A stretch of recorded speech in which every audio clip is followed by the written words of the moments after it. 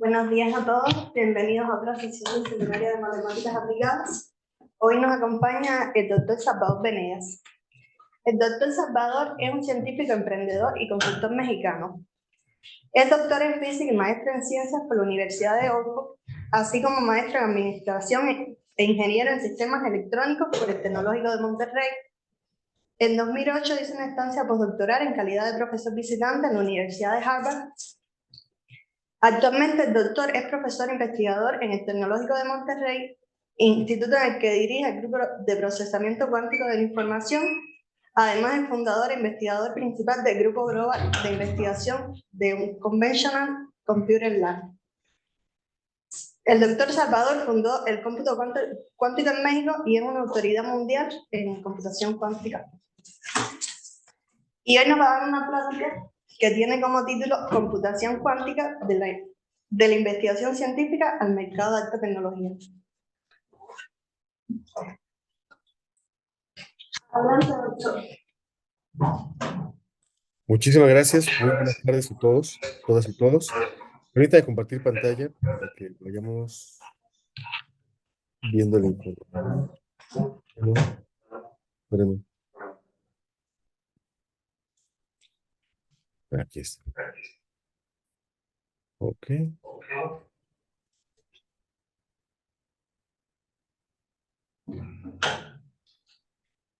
ahora sí.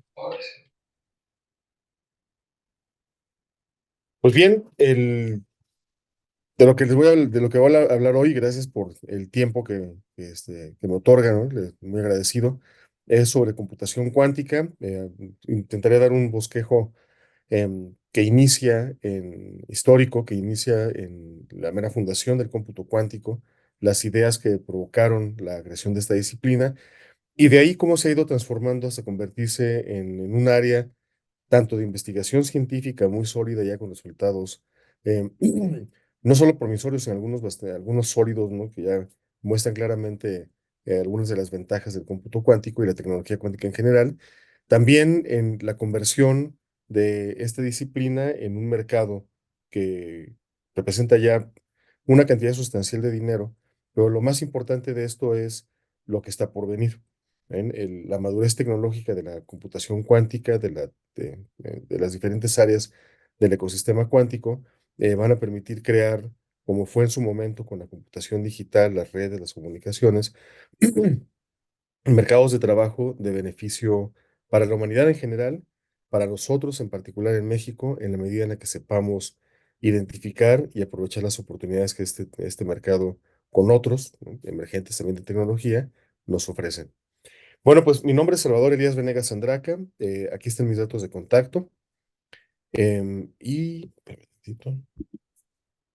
Listo. Si desean bajar esta presentación, así como varios papers que tengo, que voy a mencionar a lo largo de la sesión, pueden bajarlos todos ellos de esta liga, que los va a llevar directo a un folder de Dropbox, o bien si leen el QR, em, los va a llevar exactamente al mismo folder. Ahí van a encontrar, decía yo, esta presentación, la cual contiene varios links que pueden ser de utilidad para ustedes. Y también están ahí, si la memoria no me falla, 9 o 10 papers que puse, ¿no? De diferentes temas que iremos abordando a lo largo de la sesión. Si no tuviesen tiempo ahorita o un equipo pues para leer el QR o el TinyURL, esta misma información la repito al final, en el último slide, por si al final de la plática pues desean bajar la información correspondiente. Muy bien. Bueno, pues, quisiera comenzar agradeciendo a Miguel Ángel Ruiz Ortiz, quien me extendió la invitación para participar en este seminario. Agradezco a todo el equipo organizador, al staff de CIMAT. Yo sé bien que hacer este tipo de eventos es algo complicado, ¿no? Yo he organizado eventos académicos desde la minoría de edad, de hecho, desde que ingresé al TEC hace ya muchos años como estudiante de licenciatura. Y pues entiendo muy bien la complejidad y lo que uno tiene que poner, ¿no? Todo el esfuerzo para que las cosas sucedan. Así es que, pues, mi agradecimiento para todos ustedes por la oportunidad de estar aquí platicando sobre computación cuántica. También agradezco, perdón, permítame un instante. Ya, perdón. Agradezco al TEC de Monterrey, la institución para la que trabajo, em, pues por la oportunidad, ¿no? De hacer investigación de haber fundado el cómputo cuántico a mi regreso del doctorado, a través de pues del apoyo de las instalaciones físicas, pero sobre todo del apoyo del instituto para hacer que las cosas se convirtieran en una realidad. Así es que mi agradecimiento también para el TEC. Y ahora vamos a entrar ya en materia, vamos a hablar, para empezar, a la verdad de computación cuántica, pues es buena idea comenzar con las definiciones, ¿no? ¿Qué es el cómputo cuántico? Porque tan solo en esa pregunta, em, no es que comiencen las dificultades, es que comienza la riqueza de la disciplina. ¿Ven? Porque algunas de las respuestas a esta pregunta, dadas sobre todo al inicio de los estudios de la investigación en esta disciplina, allá a finales de los 70, principios de los 80, Em, quienes mayoritariamente trabajaron en esta línea en esos primeros años fueron físicos teóricos. Por ejemplo, Richard Feynman, que es considerado, digamos, eh, como el padre del cómputo cuántico por las ideas planteadas en un seminario en el MIT.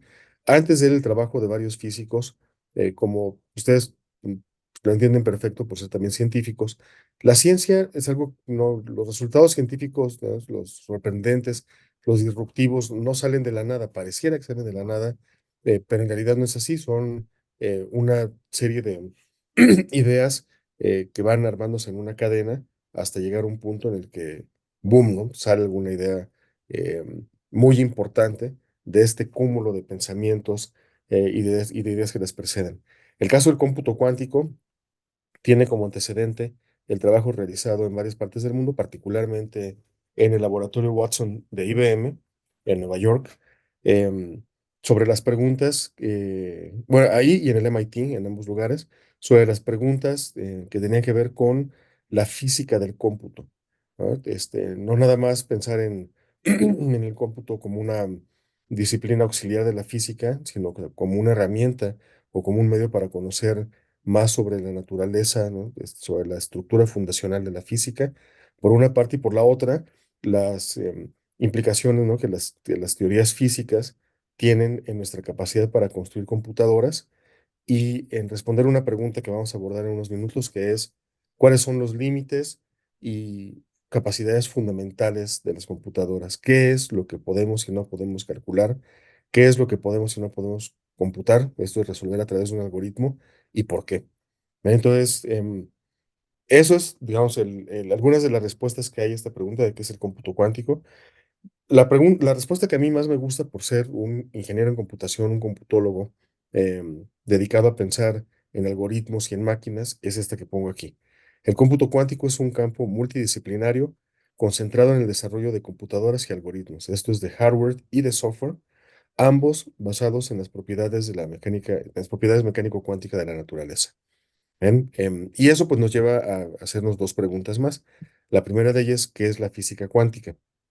Y la respuesta es la rama de la ciencia, la rama de la física, que describe y predice el comportamiento de las cosas que son muy pequeñas.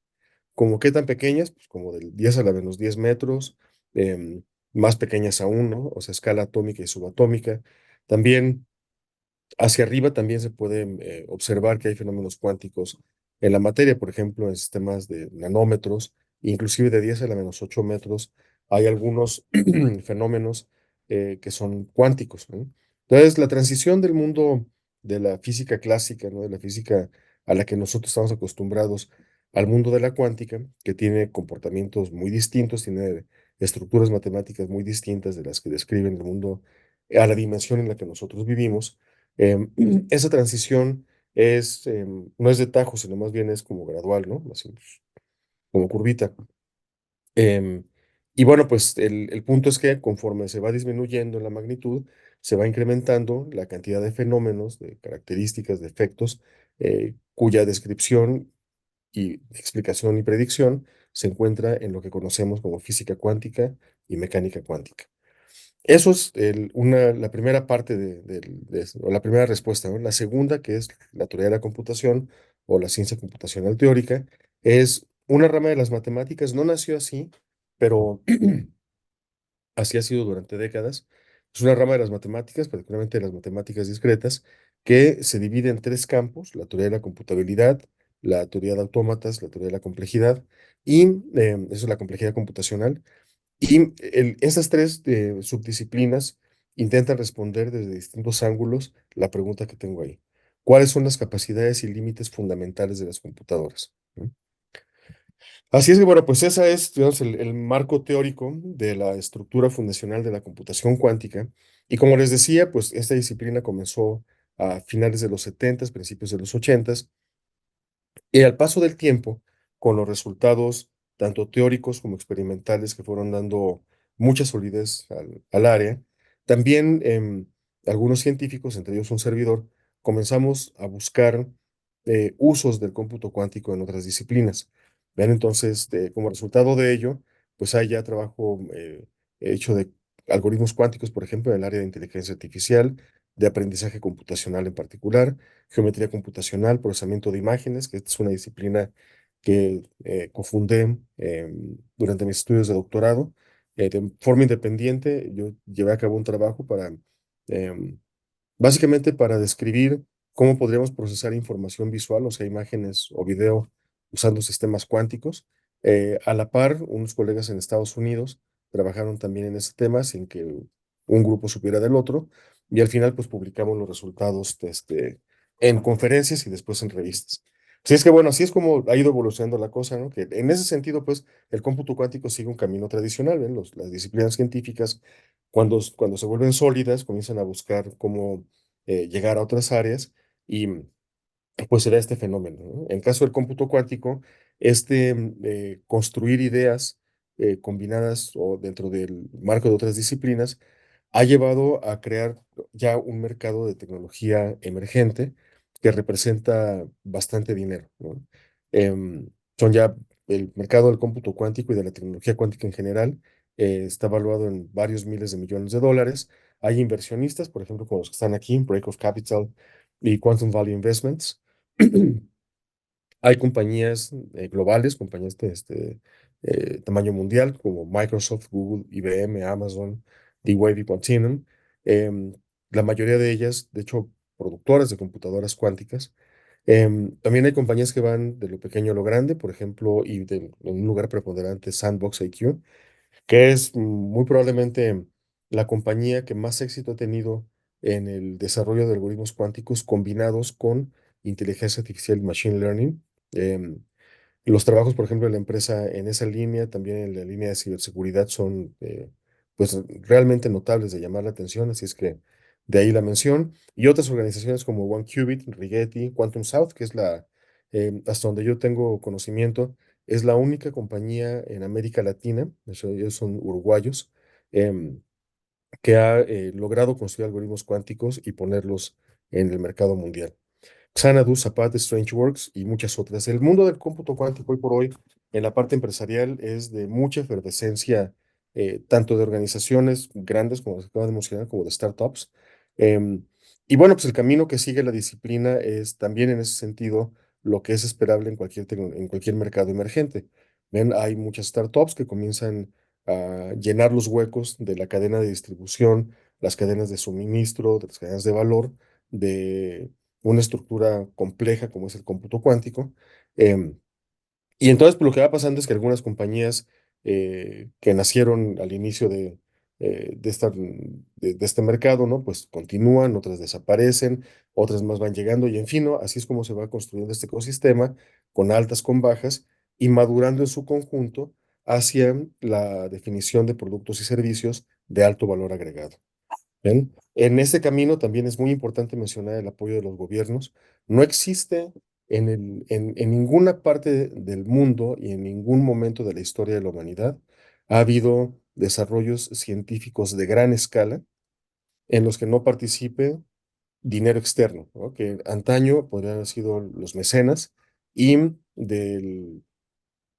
digamos, a partir de la Primera Guerra Mundial, un poco antes posiblemente, pero particularmente a partir de la Segunda Guerra Mundial, la participación de los gobiernos en el financiamiento de la investigación básica y también en las transiciones de ese laboratorio o de esa investigación académica o científica básica al mercado, el acompañamiento, tanto en términos de leyes como de financiamiento de los gobiernos, es indispensable.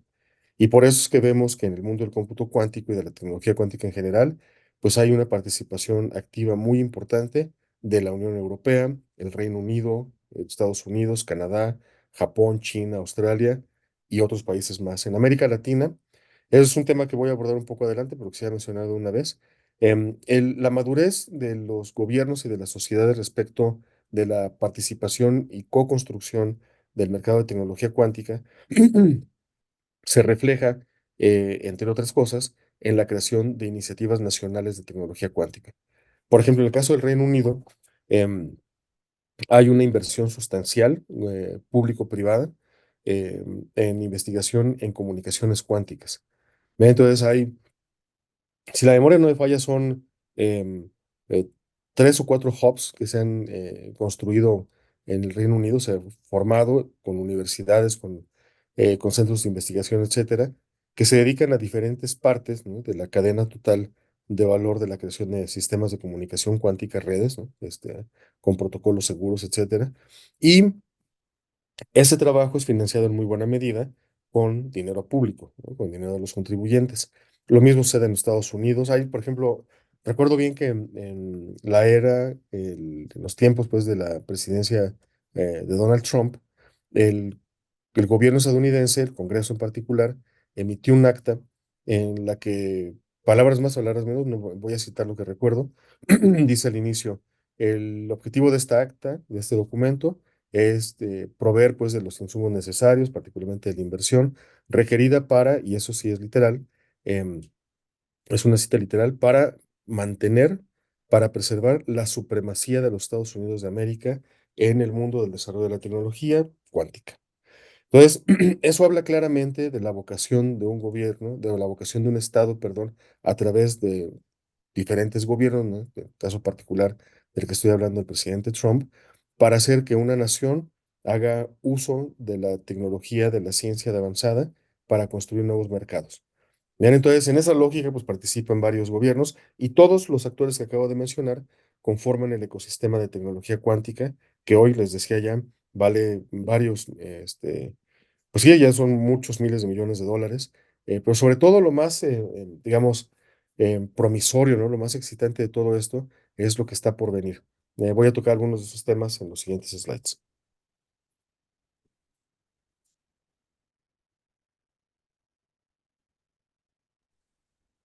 Bueno, habiendo descrito este panorama general del cómputo cuántico, permítanme ahora hablar de bits y de qubits, ¿eh? Esto es, de los elementos fundamentales de procesamiento de datos que hay en computadoras digitales y en computadoras cuánticas. ¿Ok? Bien, miren, un bit, como todos sabemos, es la unidad básica de información, de procesamiento de información en una computadora digital. Hay varias formas de construir un bit, lo podemos hacer con relays, por ejemplo, como el que tenemos ahí, con transistores también, con palitos y bolitas, ¿no? Literalmente. Em, pero independientemente, o digamos, pues sí, independientemente de la forma particular de construcción experimental de un bit, matemáticamente siempre es un elemento de un espacio escalar, un espacio pequeño que tiene solo dos elementos, 0, 1, ¿no? Las etiquetas que les ponemos, pero esas etiquetas podrían ser, pues, arriba, abajo, carita feliz, carita triste, perrito, gatito, Luis, Pedro.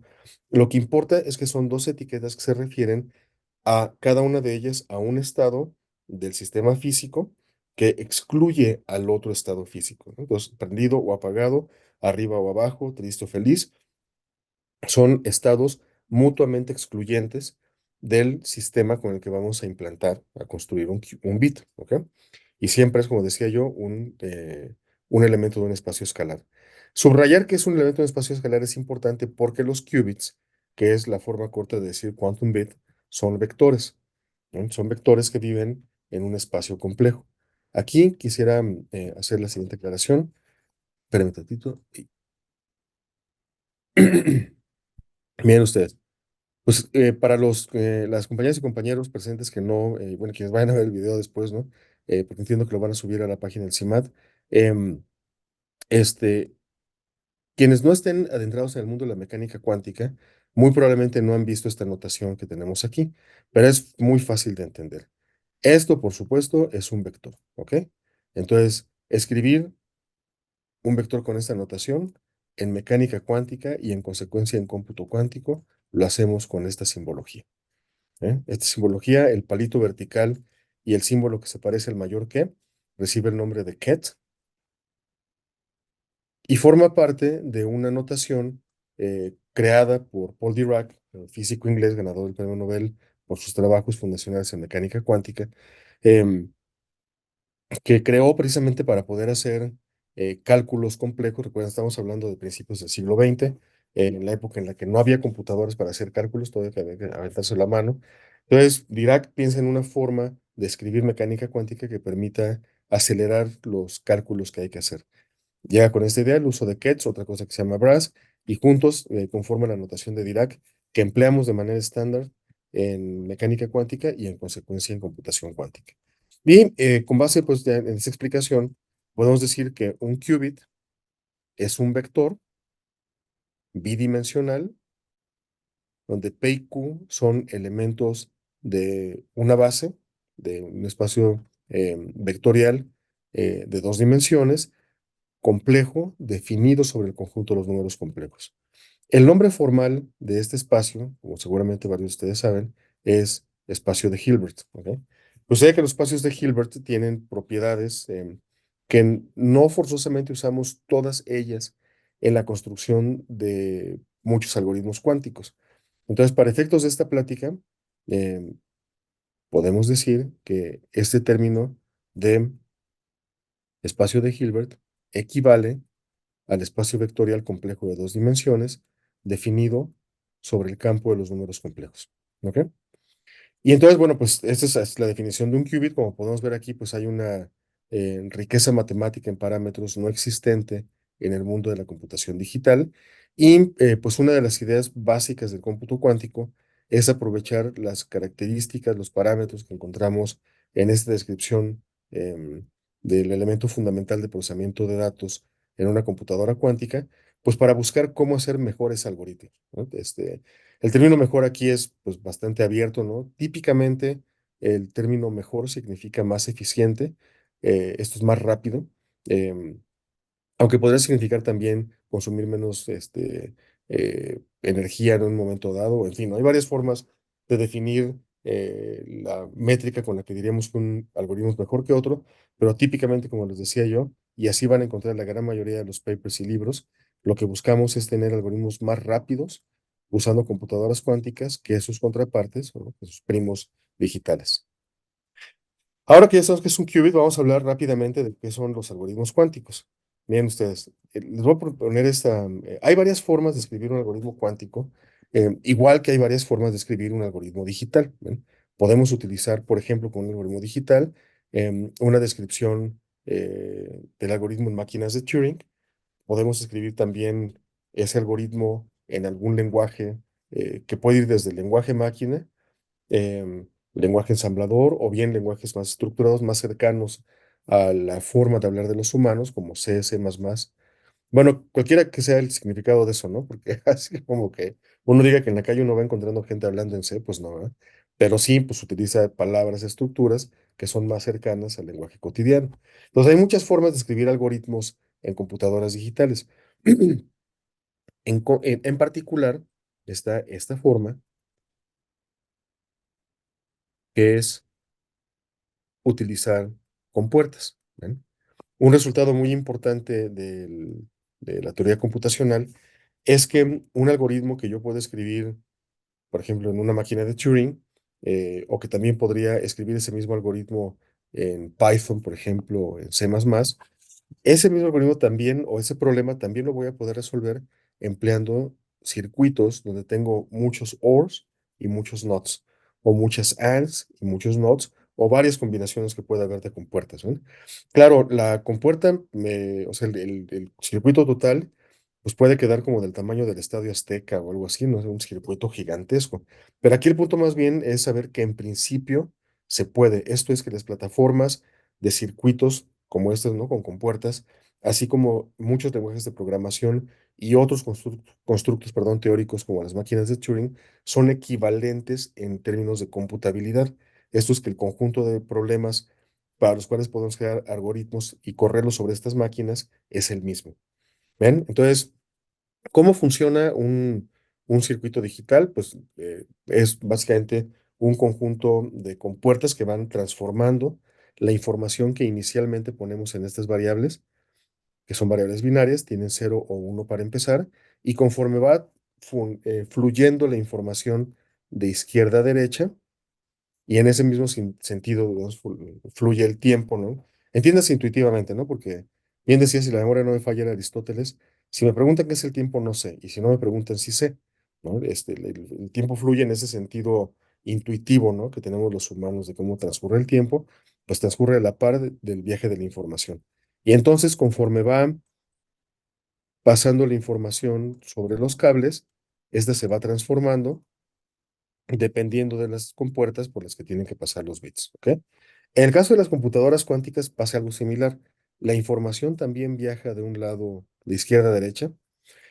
Inicialmente ponemos em, qubits, ponemos en los qubits valores iniciales, por ejemplo, el ket 0, este que tenemos aquí.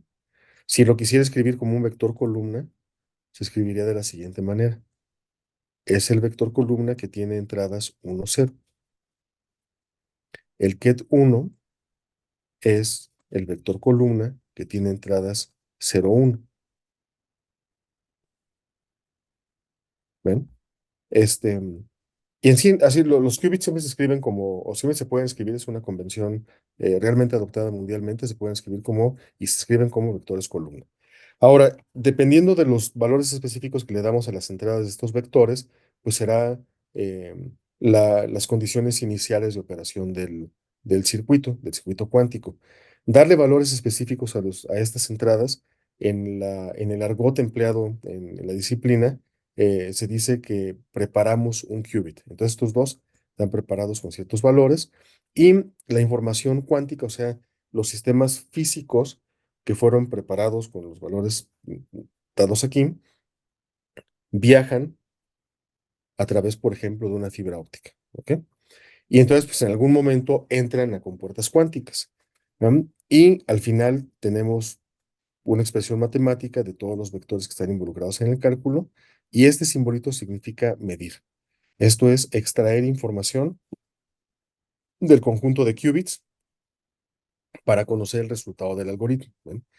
La razón por la que lo digo de paso, porque es un tema profundísimo y súper controversial, tanto en mecánica cuántica como en computación cuántica, la medición de sistemas cuánticos tiene propiedades que no se parecen en nada a las mediciones que hacemos los seres humanos o que se hacen en el mundo de la física clásica, el mundo de nuestro tamaño. Em, Empero, hay una equivalencia muy importante aquí, que es cuando uno corre un algoritmo, por ejemplo, en el caso del circuito que tenemos aquí, o cualquier otra modalidad de implantación de algoritmos, al final, en algún momento, que va a ser típicamente al final de la ejecución del algoritmo, vamos a extraer información. Esa información será, pues, el equivalente de haber leído la memoria de la computadora en cierto momento y ver la lista, la tira de unos y ceros que conforman el resultado del algoritmo. Em, Eso es en esencia lo que hacemos también en computación cuántica.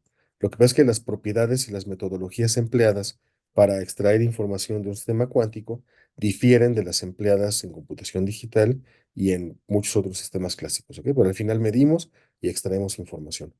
La diferencia fundamental que hay entre un algoritmo cuántico y un algoritmo digital, en la lógica en la que hemos presentado estos dos circuitos, es en las propiedades matemáticas de las compuertas.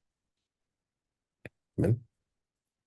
Este, las propiedades matemáticas de las compuertas, pues no tienen muchas de ellas equivalente, algunas sí, pero la gran mayoría no tienen equivalente en el mundo de la computación digital. Así es que aquí claramente, pues lo que, digamos, uno de los objetivos es que la formación de ingenieros cuánticos, de programadores cuánticos, pues incluya, ¿no? Y subraye el hecho de la importancia de utilizar de manera ingeniosa las estructuras matemáticas que describen estas compuertas para la construcción de algoritmos que puedan tener cierta ventaja respecto a las computadoras digitales. Bien, dejen que borre esto, pero un instante. Ujú, ya seguí. Bueno, ahora los circuitos cuánticos, como el que tenemos aquí en la parte superior de este slide, es la forma más común de escribir un algoritmo cuántico. En el 95, 96% de los papers publicados hasta el momento y revista, y libros Esa es la forma en la que se presentan algoritmos cuánticos.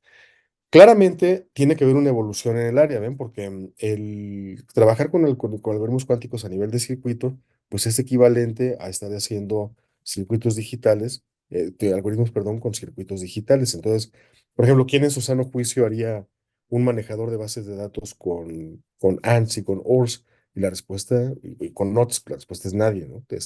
Para eso tuvimos que crear lenguajes procedurales, lenguajes funcionales, en fin, ¿no? Eh, Formas de comunicarnos con una computadora que fueran más cercanas a la forma en la que nosotros nos comunicamos, a efecto de que el lenguaje o la plataforma de programación fuese un instrumento y no un problema adicional. ¿Ven?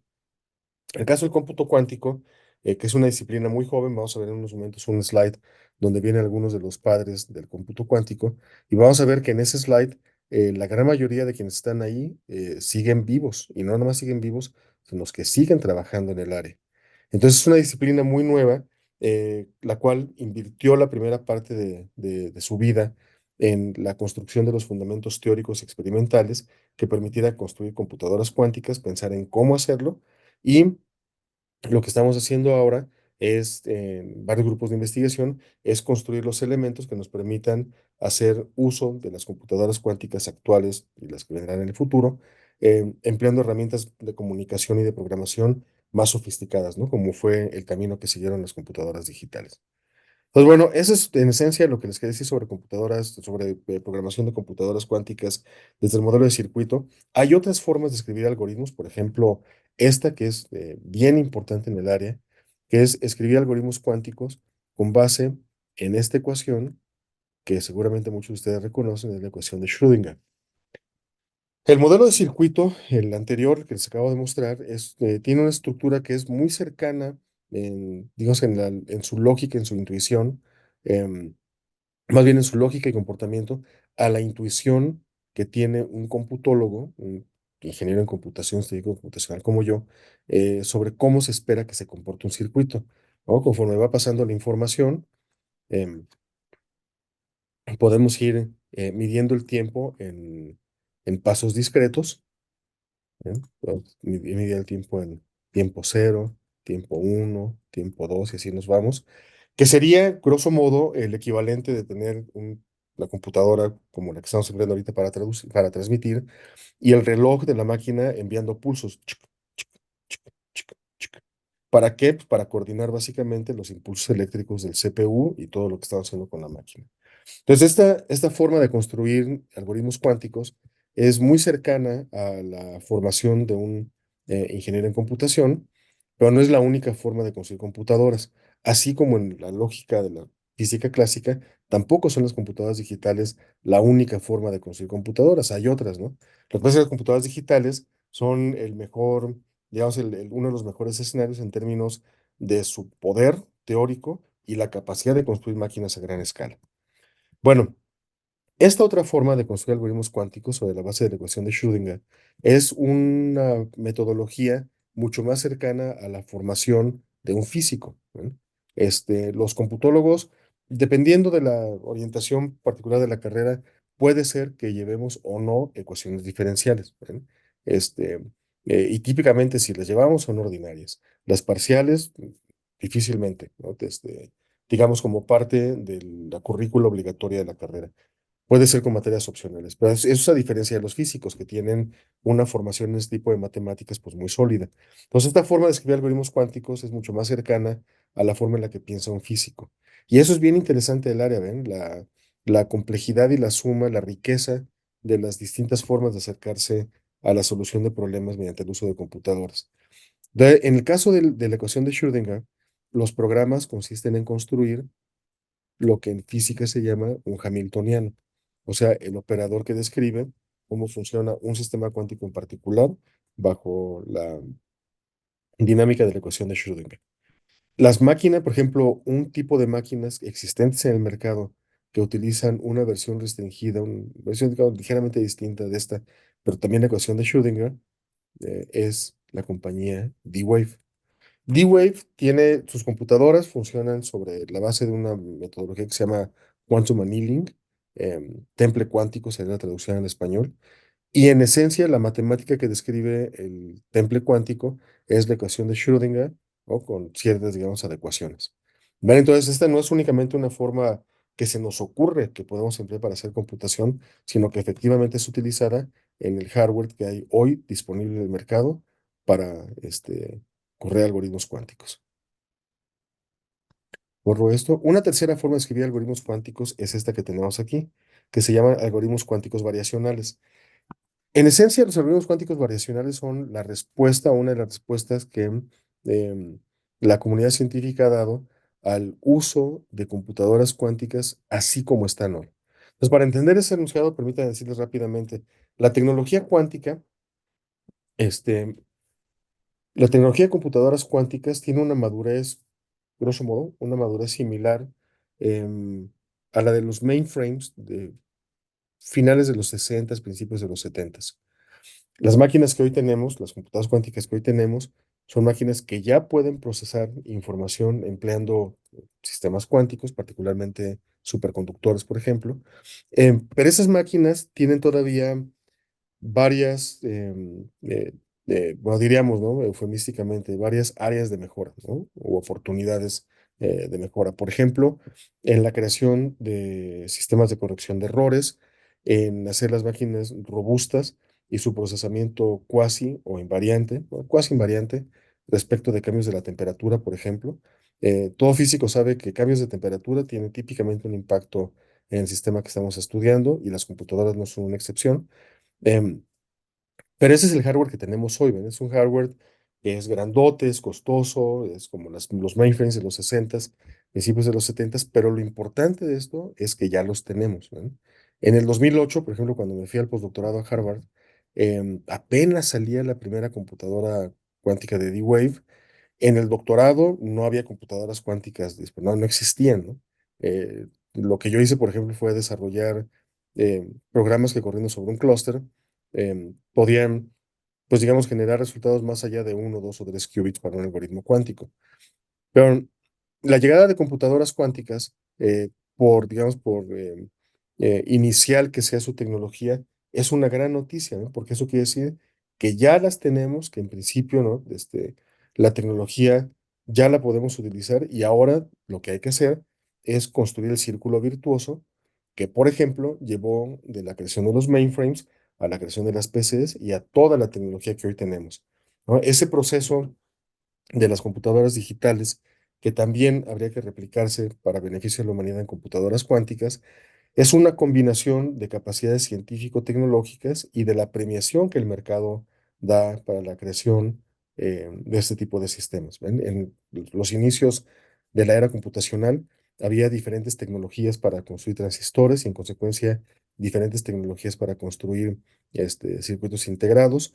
Y al paso del tiempo fue esta combinación de la premiación del mercado, decía, a ver, yo quiero esta máquina, quiero esta marca, quiero esta tecnología, pues al poner el dinero lo que estaba sucediendo, además del acto inmediato de la compra o renta de los equipos, era hacer del conocimiento de las empresas de manufactura, o sea, las que producían las computadoras digitales, que iban por buen camino, ¿no? Que tenía sentido seguir haciendo investigación y desarrollando máquinas cada vez más robustas y más poderosas.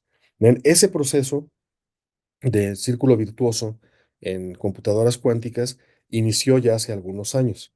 Em, Hace algunos años también había algunas dudas que inclusive fueron publicadas en revistas científicas de circulación global, ¿no? Sobre la viabilidad de construir una computadora cuántica. Yo la verdad es que nunca tuve una duda y hace poco leí de hecho un artículo en esas líneas. Em, yo considero que que el argumento principal es el siguiente. Las computadoras, no existe ningún principio físico que sea un no-go para la creación de computadoras cuánticas. ¿Ven? La física que conocemos no impide ni prohíbe de entrada que se puedan crear computadoras cuánticas. El problema no está en la física básica para tener computadoras cuánticas súper robustas. El problema está en la física aplicada y en la ingeniería de muy alto nivel que se tuvo que construir en las últimas 2, 3 décadas, más la que está por venir para tener computadoras cuánticas. ¿Ven? Robustas corriendo en problemas científicos en producción todo el tiempo. Pero a ver, entonces no es un problema de si se puede o no se puede, ¿no? La pregunta es más bien cómo le hacemos para que se pueda, ¿no? Buscar el cómo sí, porque no hay ninguna razón para pensar que, no hay, que hay un cómo no.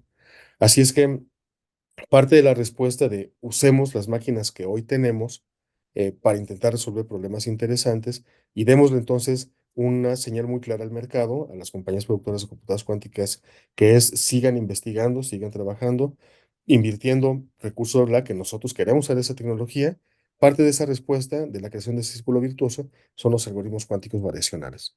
Em, y bueno, estas son varias formas de escribir algoritmos cuánticos.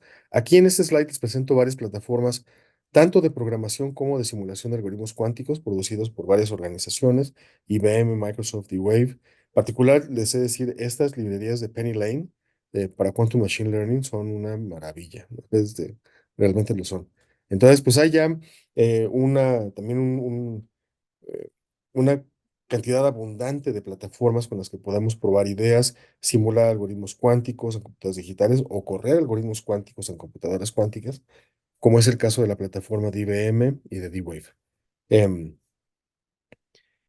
este libro que les pongo aquí, se llama Picture in Quantum Processes, es un documento que lo que busca es presentar una serie de herramientas que nos permitirían construir algoritmos cuánticos desde una lógica más abstracta que trabajar con circuitos, ¿ven? Si ustedes lo piensan, eso fue precisamente lo que se dio con los lenguajes de programación, hacer abstracción de procesos para que independientemente de cómo se implanta un for, por ejemplo, en un x86 o en un procesador RISC o en un procesador Apple, la instrucción sea la misma, un for con cierta sintaxis. Entonces, hacia allá, hacia esa lógica de programación abstracta, están los contenidos de este libro, se los recomiendo ampliamente. Bueno, ahora, el ecosistema cuántico, me queda poco tiempo, entonces me voy a apurar en lo que estoy diciendo. El ecosistema cuántico se compone básicamente de tres verticales: computadoras cuánticas, comunicaciones cuánticas y sensores cuánticos. ¿Ven? Y todos ellos, por ejemplo, una aplicación interesantísima de sensores cuánticos es un trabajo desarrollado, liderado por Eduardo Gómez, el doctor Gómez de la Universidad Autónoma de San Luis Potosí, quien en colaboración con el CIMBESTAB, la UNAM, que si mal no me acuerdo es el laboratorio de materia fría que está instalado ahí en Ciudad Universitaria, y la Universidad Autónoma, no recuerdo ahorita si es la de Sinaloa o la de Coahuila, pero es una de las dos, hicieron un proyecto precioso de gravímetros cuánticos. Esto es sensores que mediante el uso de las propiedades de los sistemas cuánticos permite detectar pequeños cambios, microcambios en campos gravitacionales en zonas específicas, ¿no? En lugares específicos. Ese trabajo, por ejemplo, puede ser muy interesante para poder entender, para buscar, para recolectar datos y construir mejores modelos para conocer la naturaleza de desastres naturales como erupción volcánica, que ahorita aquí en la Ciudad de México tenemos ese tema, porque Don Goyo anda medio enojado. Don Goyo es el Popocatépetl. Anda como que medio enojado en estos días, se ha soltado unas exhalaciones de Padre y Señor nuestro. Em, y pues, sí, o sea, si hay una erupción, pues, por supuesto que la Ciudad de México se va a afectar de varias maneras, no nada más la Ciudad de México, Puebla en general también, no solo por la erupción en sí misma, sino también pues por los movimientos telúricos que podrían derivar de ese acto, ¿no? Los terremotos en la Ciudad de México y en el país, yo diría que casi en el país entero, pues son una realidad. Entonces, para nosotros es muy importante avanzar hacia la recolección de datos y la comprensión de estos fenómenos por complejos que sean. Y para eso podemos hacer uso de la tecnología cuántica en materia de sensores. Ahora, esa información cuántica que sensa, ¿no? Em, que a partir de la interacción con el ambiente crea un sensor cuántico, hay que transmitirla y hay que procesarla. Y para eso queremos comunicaciones cuánticas y computadoras cuánticas, entre otras muchas aplicaciones. Este es un ejemplo específico, pero que ilustra, en mi opinión, bastante bien por qué es importante invertir en esta disciplina. Esta área en particular, comunicaciones cuánticas, no me voy a detener mucho en explicarla, pero básicamente el mensaje de esto es lo siguiente. La construcción de redes para comunicación de información cuántica, para transmisión de información cuántica, es un campo ya bastante maduro. Hay mucha inversión, tanto pública como privada, en los protocolos que permitirían construir redes cuánticas o redes de información cuántica de gran escala. Y para hacerlo hay digamos, varios principios teóricos que son bien interesantes. Uno de ellos es, vamos a comenzar por este hecho. No es posible copiar hacer copias idénticas de la información contenida en estados cuánticos desconocidos, cosa que sería equivalente, grosso modo, a no poder hacer copia de una base de datos para hacer pruebas con ella. Entonces, nomás imagínense, ¿no? Por ejemplo, yo fui programador de una compañía de tiendas de autoservicio hace ya muchos años cuando terminé la carrera, y cuando estaba yo terminando la carrera, era becario de esta organización, y parte de mi trabajo era pues, diseñar sistemas de información para la empresa en el área de recursos humanos. Entonces, pues lo primero que tenía que hacer yo era una copia de la base de datos eh, para que yo corriera pruebas sobre esa base de datos, copia, ¿no? Eh, Dios me librara de hacerle cambios a la base de datos de producción, porque un errorcito pues, podía representar una pérdida millonaria para la empresa. Vean, entonces, el punto con este teorema es que ese acto sencillo de copiar datos no se puede. No se puede hacer con computadoras cuánticas. Ahora, eso no es un no-go para las computadoras cuánticas, es más bien una característica del mundo cuántico que hay que tomar en cuenta para identificar entonces en qué sí podemos utilizar computadoras cuánticas, que son muchas las aplicaciones. Pero el punto de este teorema es que tiene una implicación importante en la construcción de redes porque toda señal física pues termina por atenuarse y caerse, ¿no? Entonces, ¿qué hacemos, por ejemplo, con computadoras, con sistemas digitales y con sistemas tecnológicos? Tenemos repetidores. Este repetidor no se puede construir de manera exacta con computadoras cuánticas, perdón, con tecnología cuántica, pero lo que sí podemos hacer es utilizar este protocolo que es una verdadera maravilla, que se llama el protocolo de teletransportación cuántica. Este protocolo no teletransporta masa, ¿no? Eso es una cuestión más de ciencia ficción, como de Star Trek. Lo que hace el protocolo de teletransportación cuántica es transferir información de un punto del universo a otro. Y eso sí lo hace de manera exacta. Entonces, el protocolo de teletransportación cuántica es un insumo fundamental, es un mecanismo fundamental para la construcción de redes cuánticas y en particular de este que es el Holy Grail de la comunicación cuántica, que es la creación del Internet cuántico. Este libro es el mejor que conozco que trata el tema de tecnología para la creación de Quantum Internet, tanto desde la parte conceptual teórica como su implementación particular en sistemas de óptica. Se lo recomiendo plenamente. Aquí hay otras ligas de trabajos hechos en el Reino Unido y otras partes del mundo sobre comunicaciones cuánticas. Y una aplicación interesante del área también, además de comunicaciones, es la de ciberseguridad. Miren, ciberseguridad, de hecho, es la parte, digamos, más en la que más interés ha despertado de la tecnología cuántica en el mundo empresarial, eh, tanto por los escenarios de vulnerabilidad potencial que puede haber debido al uso de computadoras cuánticas para atacar sistemas de ciberseguridad, como por el uso de tecnología cuántica para mejorar, para hacer más seguros los sistemas de seguridad, de ciberseguridad, particularmente de criptografía, que tenemos hoy. El problema fundamental de la vulnerabilidad de sistemas de ciberseguridad por ataque de computadoras cuánticas es el uso del algoritmo de Shor. De forma breve les explico. El algoritmo de Shor, el algoritmo inventado por Peter Shor a inicios de los 90, publicado por primera vez en el 94, em, es un algoritmo que se puede emplear para encontrar los factores primos de un número entero, o sea, para implantar algorítmicamente el teorema fundamental de la aritmética.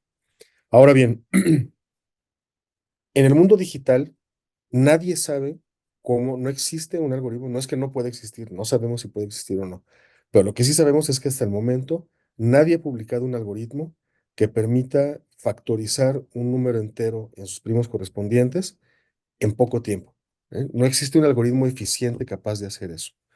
Em, Eso es un tema importante porque hay una familia de protocolos de criptografía de llave pública que hace uso de esa dificultad computacional de la factorización de números enteros en primos, particularmente cuando los primos son muy grandes, para hacer, digamos, inviable en la práctica la posibilidad de hackear un sistema y de robar información que está encriptada. La forma más popular de ese método de criptografía de llave pública se llama RSA. Y RSA, pues es un protocolo de criptografía de llave pública empleado, la versión original y sus variantes, prácticamente en cualquier transacción que se hace a través de Internet, por ejemplo, ¿no? Cada vez que compramos algo en una tienda departamental, en una tienda de libros, etcétera, que lo ordenamos, lo solicitamos por internet, estamos utilizando una variante de RCA, o es muy probable que estamos utilizando una variante de RCA. Entonces, RCA es un protocolo muy popular, muy utilizado, que hoy por hoy tiene una solidez muy alta, pero que en unos 10 15 años aproximadamente, con el advenimiento de tecnología cuántica, materia de computación suficientemente robusta, podría ser empleada esa tecnología corriendo el algoritmo de Shor para romper RCA. Y con eso, otros elementos de tecnología, por ejemplo, autenticación. Y entonces, ven, el escenario es dentro de 10 15 años, podrían ser utilizadas computadoras cuánticas con el algoritmo de Shor para construir un escenario de vulnerabilidad en los sistemas de ciberseguridad que habrá en ese entonces, ¿no? Que se van a parecer mucho a los de... em, entonces la pregunta es, ¿qué hacemos, ¿no? Para que ese escenario de vulnerabilidad, minimizar, ¿no? El impacto que podría tener en organizaciones, empresas, gobierno, etcétera. Parte de la respuesta está en el trabajo hecho por NIST en los últimos años, que se publicó una lista de algoritmos postcuánticos. Estos algoritmos que se sabe que son, está demostrado pues que son inmunes al ataque de computadoras cuánticas con el algoritmo de Shor, y todos esos algoritmos en su primera y segunda ronda pueden entrar a ellos o pueden conocer más sobre ellos utilizando esta liga. Bien, entonces la propuesta es cambien, ¿no? De protocolos de criptografía. Y uno podría decir, pues todavía falta mucho tiempo, ¿no? Faltan 15 años. Pero la experiencia muestra en el área de criptografía em, que los cambios, las adecuaciones, las mejoras que deben hacer las organizaciones para quitar, por ejemplo, una versión obsoleta de un algoritmo y poner otro, puede tomar muchos años, ¿no? Particularmente cuando las empresas son muy grandes. Entonces, aunque tenemos 10 15 años, eh, pues no es así como que de mucha holgura, ¿no? Porque el tiempo que se tardan las organizaciones en hacer los cambios correspondientes, las pruebas, por supuesto, indispensables para asegurarse de que la nueva implantación funciona bien, que el nuevo algoritmo funciona bien, pues también toma mucho tiempo. Bueno, ahora voy a permitirme saltarme esto porque ya me falta poco tiempo para terminar, entiendo. Em, Estas son otras aplicaciones del cómputo cuántico, de la tecnología cuántica, que tienen ya espacios en el mercado. Este en particular, generación de números aleatorios, ¿no? Tema fundamental, no solamente en computación, sino en muchísimas aplicaciones de la tecnología de la información. Bueno, podemos utilizar sistemas cuánticos y de hecho ya hay desde hace mucho tiempo sistemas totalmente comerciales que uno puede comprar. Y, las primeras máquinas que hubo de generación de números aleatorios eran pues, como de 20 centímetros de largo y 15 de ancho, algo pesadas. Esas yo los vi en Cambridge en el 2010.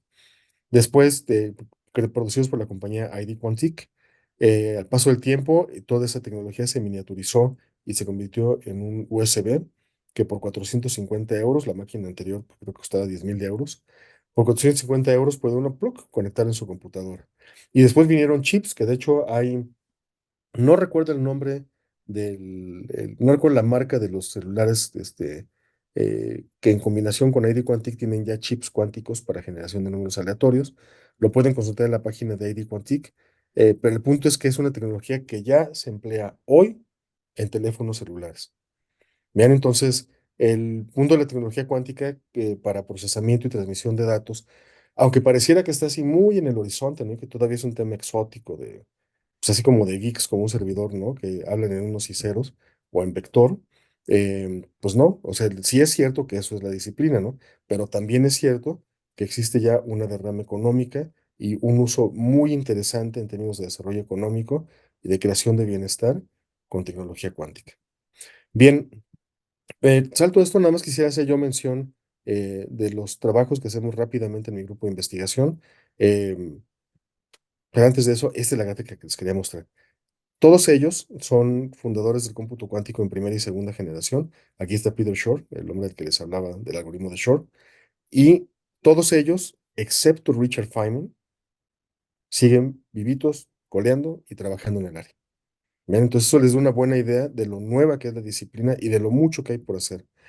Pueden ver aquí en esa descripción del ecosistema de las compañías que participan, globales, grandes, pequeñas, y vean esta gráfica de patentes, son las patentes solicitadas en materia de computación cuántica de 1983, que por supuesto no pidieron nada, hasta 2020. En 2020 tenemos poquito más de 1,100 patentes en el área. Eso es nada, ¿ven? Eso es bien poquito, es un indicador clarísimo de la gran oportunidad que hay de emprendedurismo y de desarrollo de tecnología de nuevas ideas en materia de tecnología cuántica, particularmente en computación cuántica. Y eso es, digamos, permite entender por qué hay la efervescencia que hoy tenemos en la construcción de startups de tecnología cuántica a lo largo y ancho del planeta. Estos documentos que les pongo aquí, y con esto ya estoy a punto de terminar, son textos, white papers creados por el Foro Económico Mundial. Yo tengo el honor de participar en el think tank que se llama The World Economic, The Quantum perdón, va otra vez, The Quantum Economy Network del Foro Económico Mundial. Tengo ya un poco más de 2 años colaborando con ellos. Y básicamente el objetivo de estos grupos es, una, identificar, ¿no? Describir, ¿no? Caracterizar la madurez tecnológica de distintos tipos de computadoras cuánticas, comunicaciones, etcétera, y ver cuál es el posible impacto que tendrían estas tecnologías en diversas áreas empresariales, y así como intentar estimar al menos, ¿no? Pues el impacto económico que estas tecnologías tendrían. Esto acompañado del trabajo que hace cada país, ¿no? O diferentes regiones del planeta para construir esta tecnología a efecto de generar nuevos mercados y en consecuencia nuevos empleos. Y bueno, pues todo eso son diferentes áreas de la tecnología, muchas de ellas, digamos, cercanas a la ciencia básica, pero todo desde la perspectiva del desarrollo económico. Bien, entonces, hay 6 documentos aquí citados, de los cuales yo he tenido el honor de ser coautor de 4, de este Transition to Quantum Secure Economy, el Quantum Readiness Tool, y estos 2 últimos se acaban de presentar en Davos ahora hace escasas 3, 4 semanas. The Quantum Economy Blueprint y este que tiene que ver con estándares en el mundo financiero. Em, Todos ellos pueden bajarlos de la liga que se encuentra aquí, o bien también están los PDFs en en la carpeta que les mencioné al principio y que voy a poner ahorita al final el QR y el Tiny URL. Bueno, del ecosistema cuántico mexicano hay muchas personas participando en ella.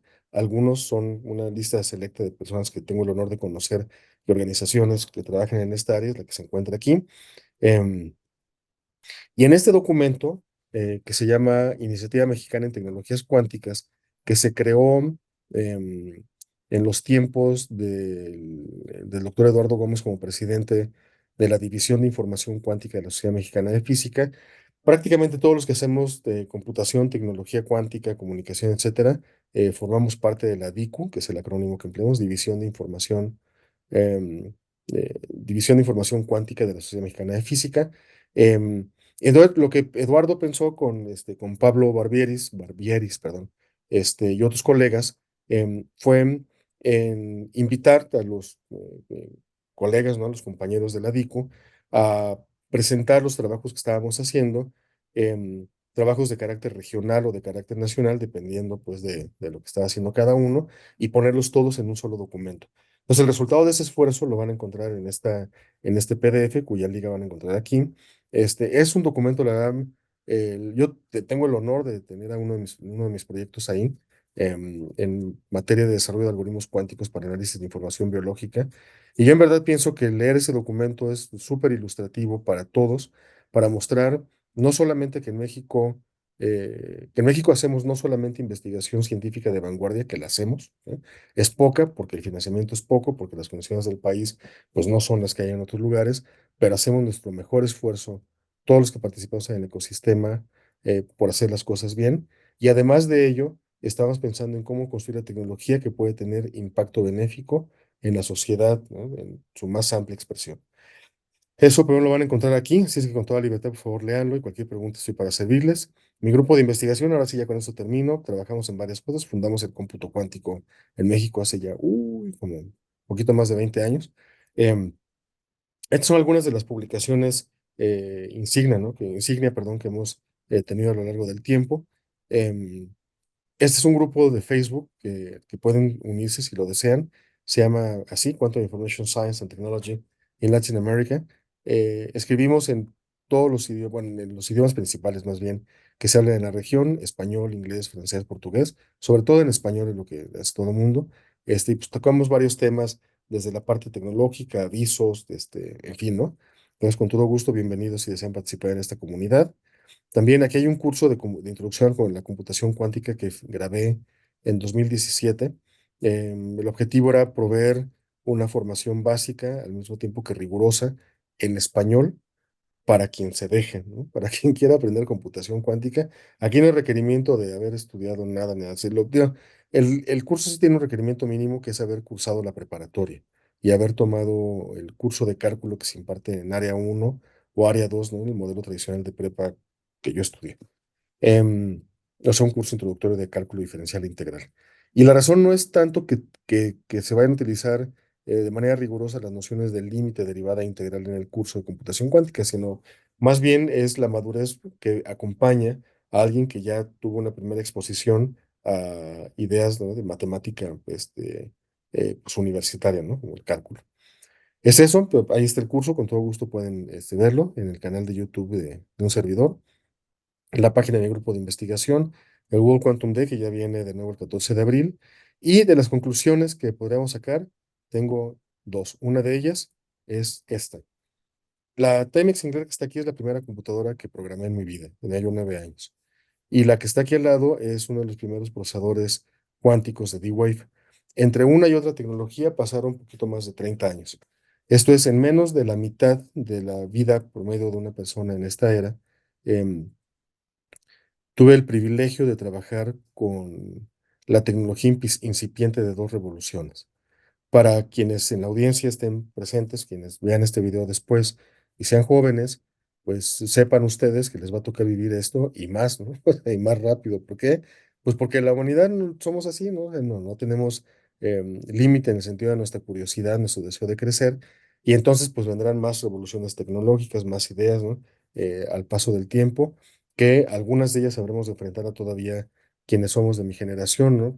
Por unos 20, 25 años más a lo más, pero vendrá el relevo generacional y entonces vendrán jóvenes a seguir trabajando y desarrollando tecnología. ¿Qué hay que hacer para poder enfrentar estos mundos con éxito? Yo sé que aquí predico entre conversos porque son matemáticos, aplicados, puros, físicos, en fin. Lo que hay que hacer, pues, go back to the basics. Eso es lo que hay que hacer. Matemática, física y computación como Dios manda, o sea, de buen nivel riguroso, abre las puertas para entender cualquier tecnología que llegue a nuestras manos y que podamos emplear para beneficio de la sociedad y de la humanidad en general. Y esa es la segunda razón para hacer este tipo de investigación, construir un mejor futuro para todos nosotros, un futuro en el que quepamos, en el que haya oportunidades de crecimiento para todos, independientemente de nuestro color de piel, altura, gordito, flaquito, chaparrito, altito, marciano, de Júpiter o de la Tierra, que haya un país o haya un mundo en el que haya oportunidades para todos. Esa es la gran promesa de la tecnología y su inserción en el mundo del desarrollo económico. Yo les agradezco muchísimo el tiempo que han dedicado a esta plática. Aquí está lo prometido, la liga y el QR code para bajar esta presentación y los papers correspondientes. Y pues estoy para servirles para cualquier duda que tuvieran en este momento o después si gustan vía email. Muchas gracias. Muchas gracias, doctor, por la...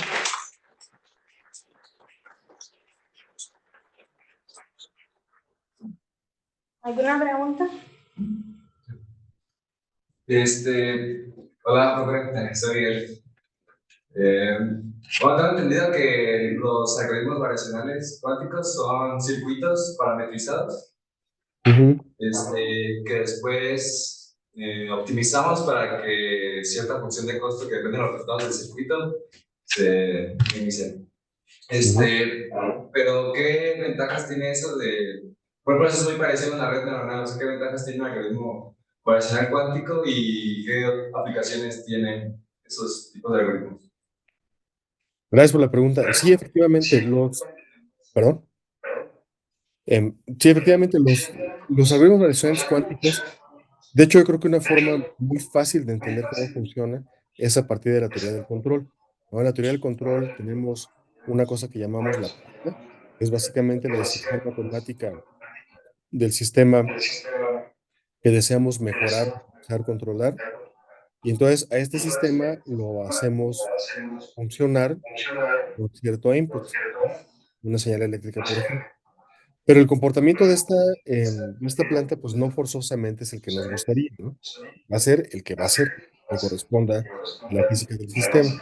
Entonces, una forma de razonar para mejorar el desempeño de esta planta es modificar el input, ¿no? Modificar los datos de entrada. Y lo que hacemos entonces es que la salida del sistema la hacemos pasar por, en caso de la teoría de control sería, por ejemplo, con un controlador PID, básicamente un sistema que permite modificar la señal para entregar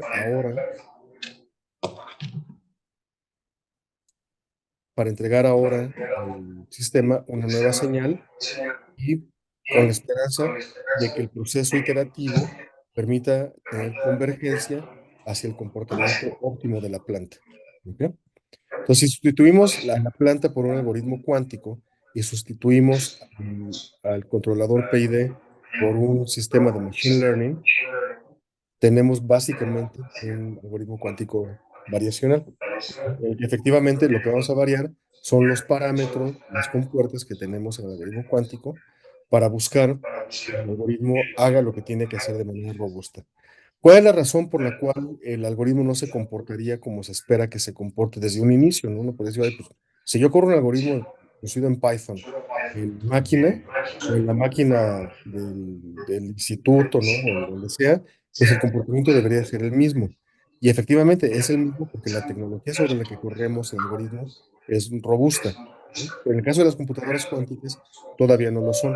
Entonces, como tienen variaciones en el comportamiento, por ejemplo, debido a la temperatura, hasta debido a la luz que le puede llegar a la máquina.